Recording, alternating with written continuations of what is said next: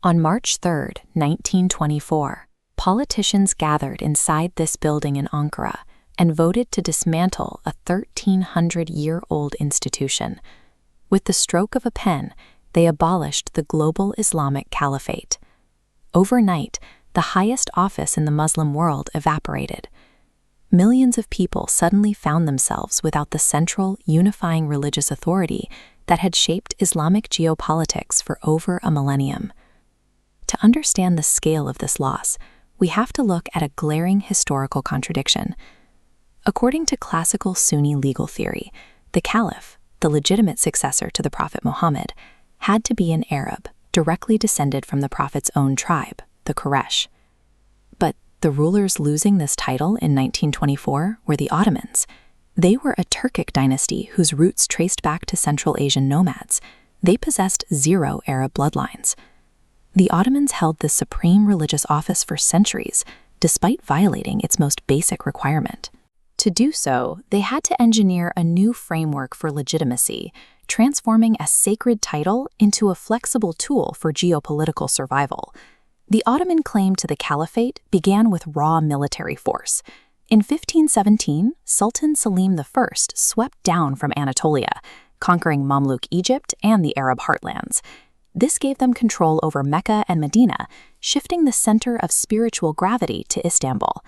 But military occupation alone didn't satisfy traditional religious scholars. Ottoman intellectuals like Lutfi Pasha countered this by arguing that legitimacy didn't require Arab ancestry. It came from the imperial capability to defend the faith and enforce the law. By decoupling the caliphate from genealogy, the Ottomans made military capability the new currency of religious leadership. Spiritual authority and imperial might merged into a single instrument of state power. 2.5 centuries later, as the empire began to weaken militarily, this redefined caliphate provided a new lifeline, starting with the 1774 Treaty of Küçük-Kaynarca. The Ottomans had just lost territory to the Russian Empire, but in the treaty negotiations, the Sultan secured a concession. He retained spiritual authority over Muslims under Russian rule. This allowed him to project power across sovereign borders without a single soldier, creating a transnational weapon. By the late 19th century, Sultan Abdul Hamid II used this strategy to hold European colonial powers at bay. He promoted pan-Islamism to remind Britain, France, and Russia that he could incite uprisings among the millions of Muslims living in their territories. The title of caliph had evolved into a diplomatic shield. Even as the empire decayed, the threat of religious mobilization allowed the state to exert influence far beyond its shrinking physical borders. The ultimate test of this shield arrived in 1914. When the Ottoman Empire entered World War I, Sultan Mehmed V declared a global holy war against the Entente powers. Outside the Fatih Mosque in Istanbul, officials read a formal proclamation attempting to activate the global religious loyalty the empire had cultivated for decades. The call found an audience, helping spark mutinies in Singapore and uprisings in North Africa that occupied the attention of British and French administrators.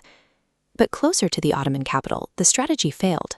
The British-backed Arab revolt in the Hejaz ignored the Sultan's call to jihad, choosing ethnic independence over the caliph's universal religious appeal. The war revealed a new reality. The religious call of the caliphate could not compete with the rising, localized force of ethnic nationalism. World War I ended in the defeat and partition of the Ottoman Empire, with Allied powers dividing the remaining territories into new mandates. For Mustafa Kemal Atatürk and the Turkish nationalists, the caliphate was no longer a shield. It had become a liability, an imperial symbol that invited foreign powers to meddle in the affairs of the new republic. The nationalists moved quickly, first abolishing the Sultanate in 1922, and then dismantling the caliphate entirely in 1924, sending the imperial family into exile. Regional leaders tried to fill the gap. Hussein bin Ali, the Sharif of Mecca, attempted to establish a new caliphate based on his prophetic lineage, but the effort collapsed within a year after he lost control of the holy cities. Without a central authority, the political landscape of the Middle East fragmented.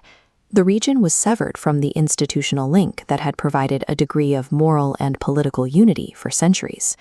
The Ottoman Caliphate collapsed because its claim to universal transnational authority proved incompatible with the rigid borders of the modern secular nation-state. This dissolution left a leadership void that continues to define the political geography of the Middle East today.